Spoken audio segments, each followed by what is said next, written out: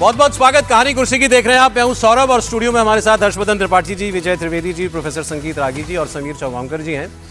पंजाब की कांग्रेस की कलह की खबर आपको मैं बताता हूं, और कलह खत्म होने का नाम नहीं ले रही है। बीच में थोड़ा सा ऐसा लगा कि मामला थोड़ा संभाल लिया गया, क्योंकि चन्नी जी की दिल्ली में सीनियर नेताओं के साथ मुलाकात हुई और चन्नी जी ने भी कहा ऑल इज वेल, तो हमने भी मान लिया all is well.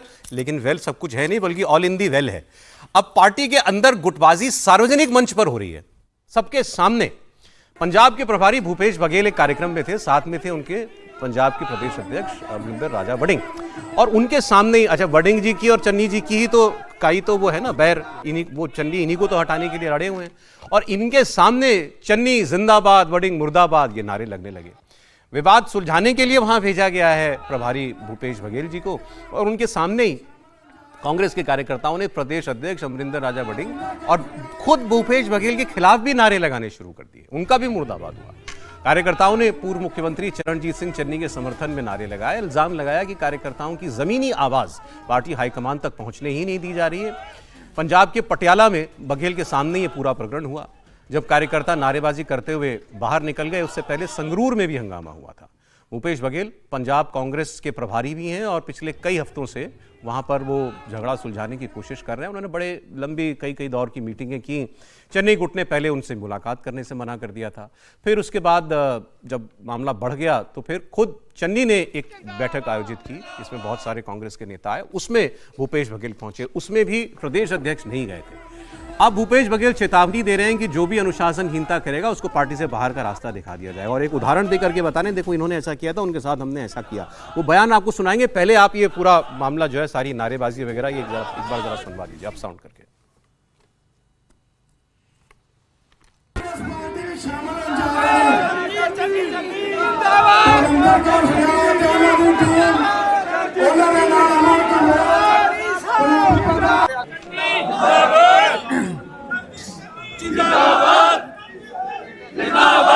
Charanjit Singh Channi जिंदाबाद, चरणजीत सिंह चन्नी जिंदाबाद, चरणजीत सिंह चन्नी जिंदाबाद। बेशक पार्टी ਦੇ ਅੰਦਰ ਮਾੜਾ ਮੋਟਾ ਪਰਿਵਾਰ ਦੇ ਵਿੱਚ ਚੱਲਦਾ ਰਹਿੰਦਾ ਹੈ, ਜਿਹੜਾ ਕਿ ਜਲਦੀ ਤੁਸੀਂ ਸਾਰਿਆਂ ਨੂੰ ਇੱਕ ਫਰੇਮ ਦੇ ਵਿੱਚ ਸਾਰਿਆਂ ਨੂੰ ਤੁਸੀਂ ਦੇਖੋਗੇ। ਲੇਕਿਨ ਕਾਂਗਰਸ ਪਾਰਟੀ ਦਾ ਇੱਕ ਵੀ ਵਰਕਰ ਕਾਂਗਰਸ ਪਾਰਟੀ ਤੋਂ ਪਾਸੇ ਨਹੀਂ ਹੈ। ਕਾਂਗਰਸ ਪਾਰਟੀ ਨੂੰ ਹਰ ਦਿਨ ਮਜ਼ਬੂਤੀ ਮਿਲ ਰਹੀ ਹੈ। ਜਿੱਥੇ ਆਮ ਆਦਮੀ ਪਾਰਟੀ ਦੇ 6 ਰਾਜ ਸਭਾ ਮੈਂਬਰ ਛੱਡ ਗਏ ਨੇ, ਕਾਂਗਰਸ ਪਾਰਟੀ ਦਾ ਇੱਕ ਵੀ ਛੋਟਾ ਵਰਕਰ ਅੱਜ ਪਾਰਟੀ ਨੂੰ ਛੱਡ ਕੇ नहीं गया।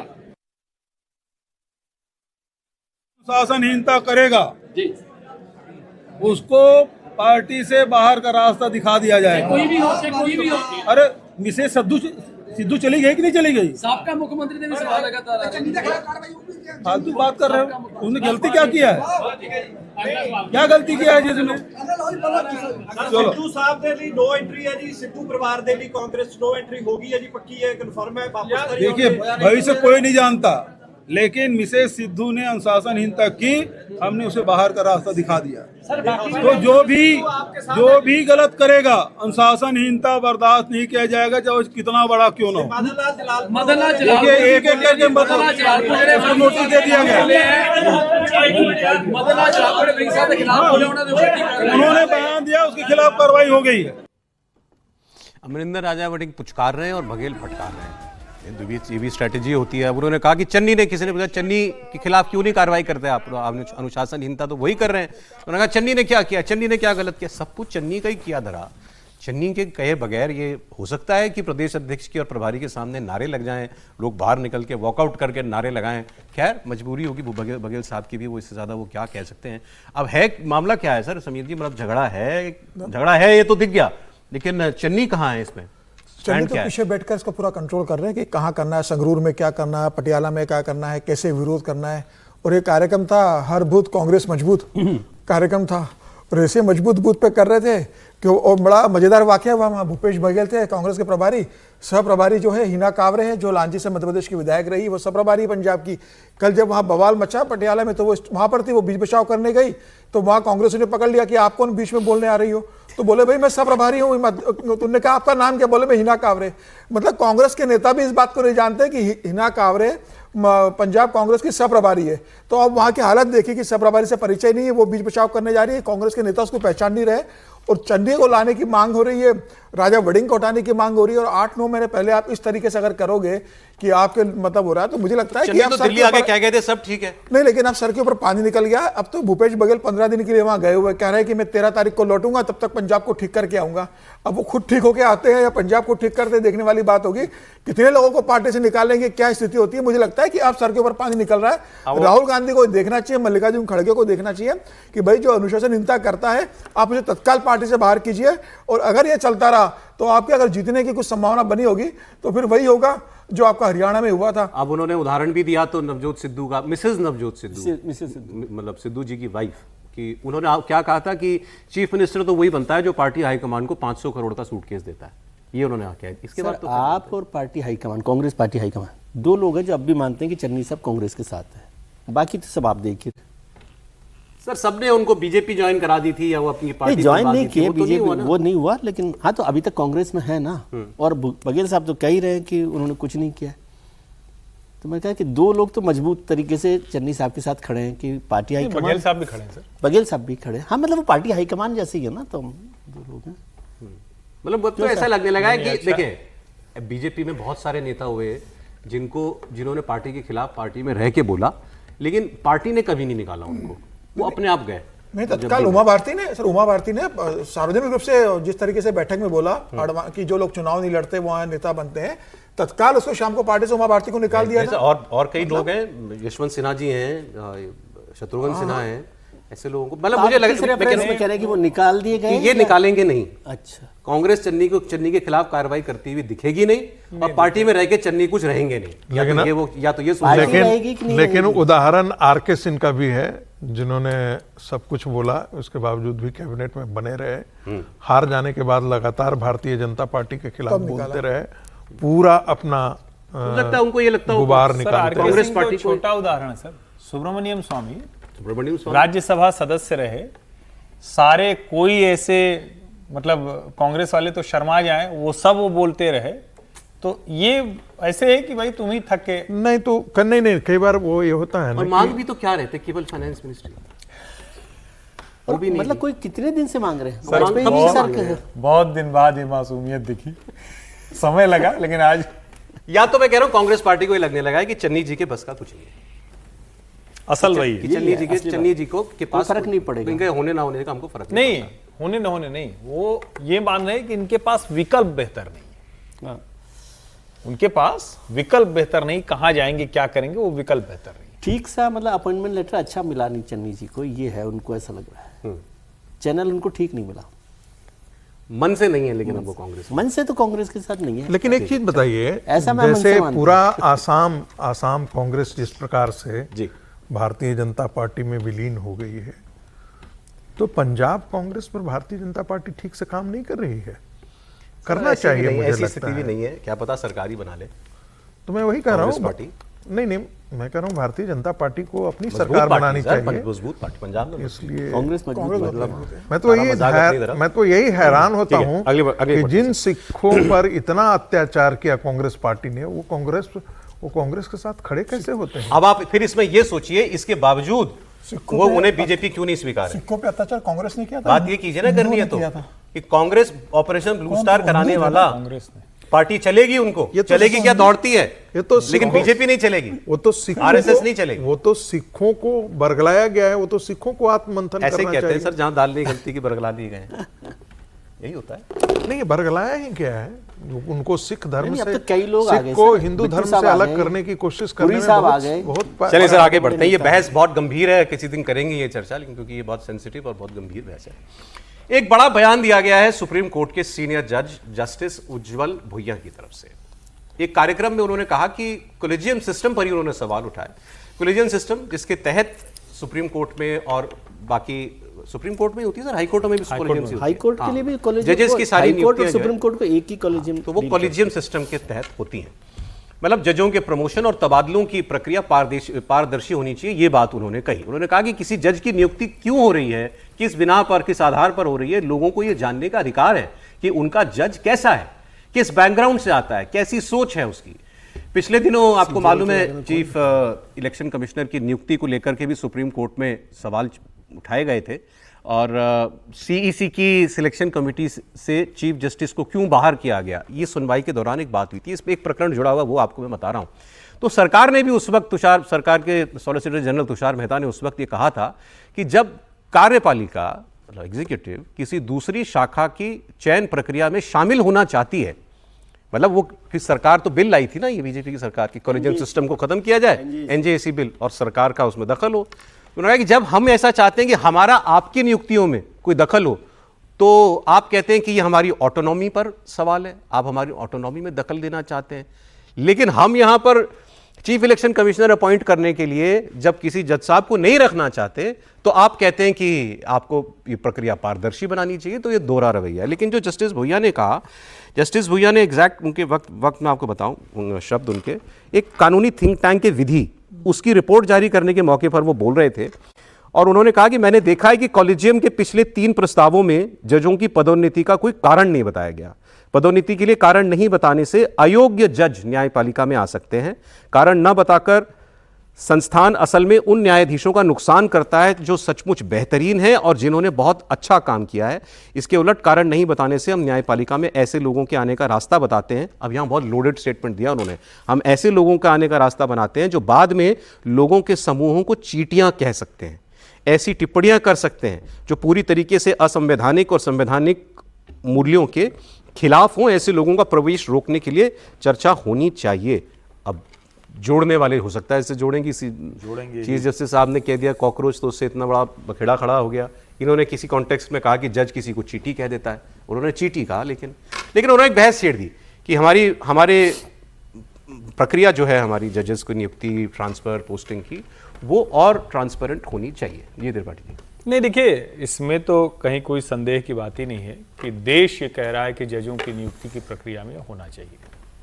लेकिन जिस तरह की टिप्पणियां जजेज एक दूसरे के खिलाफ कर रहे हैं, तो इसका मतलब तो ये हुआ कि अभी भी डाइवर्सिफिकेशन तो है। ऐसा तो है नहीं कि एकांगी विचार हो गया हो कि एक तरह के ही जज हों, एक तरह के ही न्यायाधीश हों, दूसरे तरह के हों ही नहीं। और सवाल यहां यह भी उठता है कि क्या पॉलिटिकली मोटिवेटेड डिसीजंस ज्यादा लिए जा रहे हैं क्या, और अगर वो लिए जा रहे हैं तो उनकी नियुक्ति कब हुई होगी?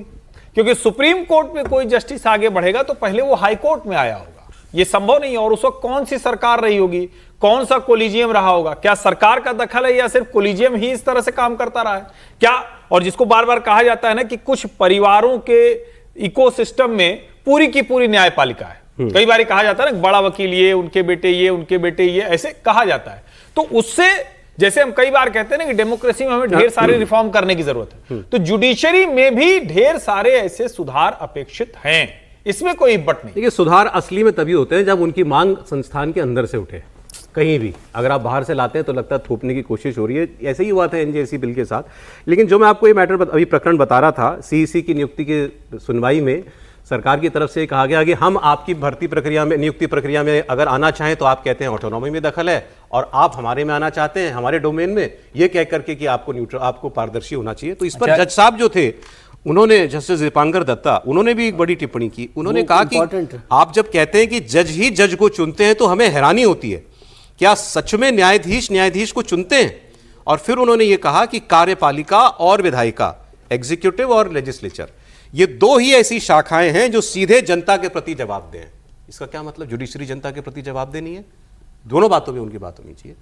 सर, महत्वपूर्ण है। देखिए, एक तो कॉलेजियम को लेकर बहुत समय से बहस हो रही है और मैं इस बात से बहुत पूर्णतः सहमत हूँ कि हर सिस्टम में ही कुछ गड़बड़ियाँ होती रहती है, तो रिफॉर्म पर काम करना ही चाहिए। और जुडिशरी में अब बहुत रिफॉर्म की ज़रूरत आ गई है।